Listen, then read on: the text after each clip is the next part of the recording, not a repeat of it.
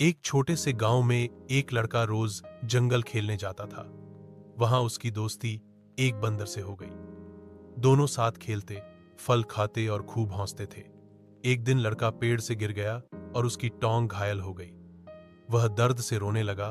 तभी बंदर तुरंत दौड़ा और गांव वालों को आवाजें देकर बुला लाया। लोग आए और लड़के को घर ले गए। सब हैरान थे कि एक जानवर ने इतनी समझदारी दिखाई।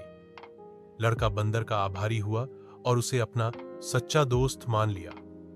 यह कहानी सिखाती है कि दोस्ती इंसान और जानवर के बीच भी सच्ची हो सकती है।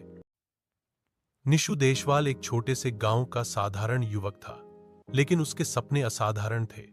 बचपन से ही उसे ट्रैक्टर और खेती से गहरा लगाव था।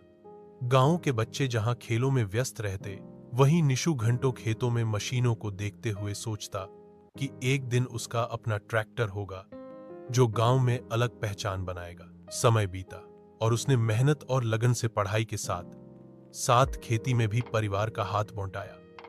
उसकी लगन ने उसे जल्दी ही तरक्की की राह पर ला खड़ा किया। धीरे धीरे उसने अपने सपनों का ट्रैक्टर खरीदा और उसे अपने ही अंदाज में सजाया।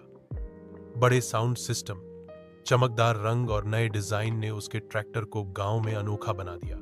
अब गांव में जब भी कोई आयोजन होता, लोग निशु को याद करते।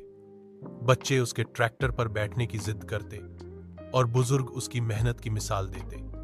निशु का मानना था कि सपने छोटे हों या बड़े, अगर मेहनत और जज्बा साथ हो तो उन्हें पूरा करना नामुमकिन नहीं। आज निशु देशवाल सिर्फ गांव का नहीं, बल्कि आसपास के इलाकों का भी युवाओं के लिए प्रेरणा बन।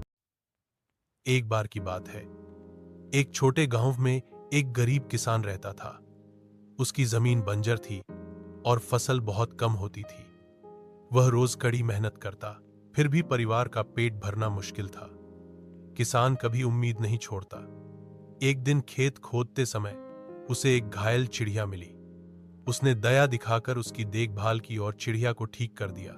कुछ दिनों बाद चिड़िया उड़ गई और फिर लौटकर अपनी चोंच में एक बीज लाई। किसान ने उसे बो दिया।